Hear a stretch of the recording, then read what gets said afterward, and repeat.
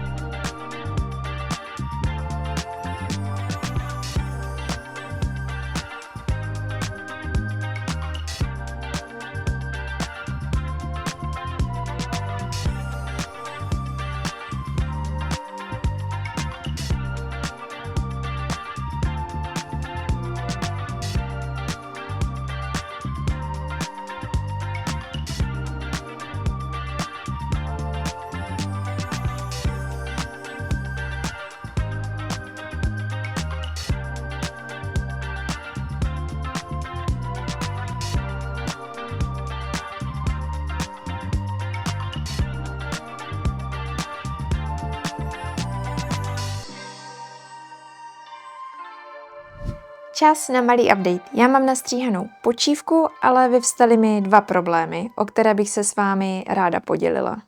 Problém číslo 1 jsou kapsy, tady ten spodní pár. Ony mi bohužel vycházejí moc nízko k dolnímu okraji, tím pádem já je budu muset vypárat, zavřít ty otvory, co po nich zůstanou, ale na jejich místo našiju tady ty dvě nakládané, které budou sloužit i jako taková zábavná dekorace, si myslím, z té počívkové látky. Problém číslo 2 jsou rukávy, respektive jejich šířka. Já jsem byla prozřetelná a bundičku jsem si zkusila tady v té mikině. Úplně to bohužel nefunguje tak, jak by se mi líbilo a myslím si, že až přidám počívku, takže to bude úplně velký špatný. Takže moje řešení je takové, že si vypářu boční švy, stejně tak i ty rukávové a jak z počívkového, tak ze svrchního materiálu si střihnu klínky, který tam všiju. A to by mělo ten problém vyřešit.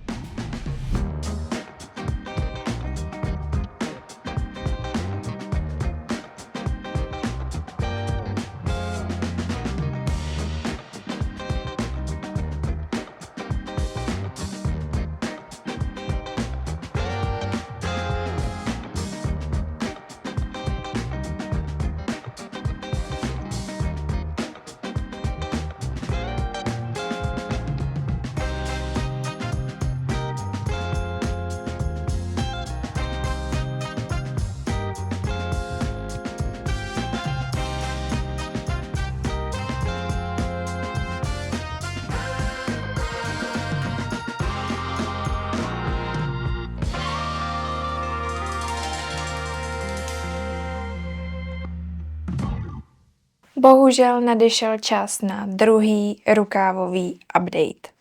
Potom, co jsem počívku všila do svrchní bundy a vyzkoušela si ji, tak jsem zjistila, že ta deka je tak tlustá, že já v rukávech bohužel neohnu pořádně rukama. Moje řešení je takové, že počívkové rukávy vypářu. Určitě část zachovám z té deky kvůli hřejivosti, ale část nahradím jiným materiálem. Já jsem proto vybrala ten tencel, který je pevný a hladký, je hodně podobný počívkovině, takže si myslím, že to bude fungovat parádně. No a já můžu začít párat.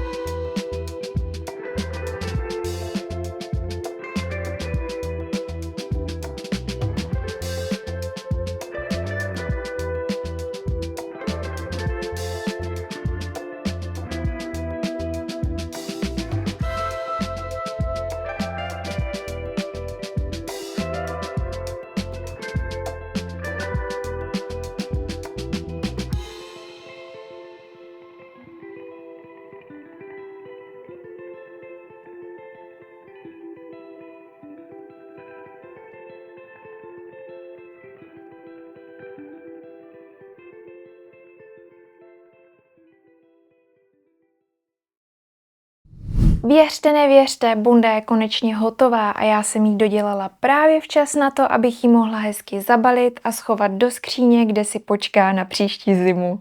Tenhle projekt rozhodně trval díl, než jsem čekala a plánovala. Já jsem se 2krát zasekla na rukávech, naštěstí se mi oba problémy podařilo vyřešit. Výsledkem jsou rukávy, které jsou dostatečně široký na to, abych se do nich vešla i v oversized oblečení a zároveň v nich můžu pořád hýbat rukama, což mi přijde jako super vlastnost.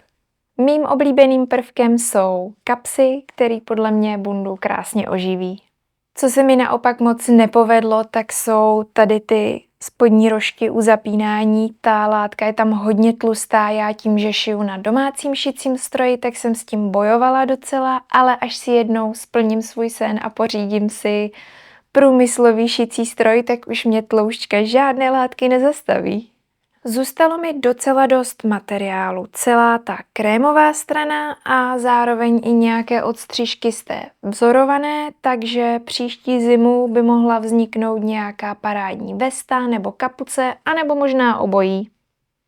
Dejte mi do komentářů vědět, co by se vám z téhle látky líbilo a jestli to mám dokumentovat. Já vám moc děkuju za zhlídnutí, jestli vás video bavilo, tak nezapomeňte odebírat kanál Disco Scissors a já se budu moc těšit příště. Mějte hezký den, ahoj!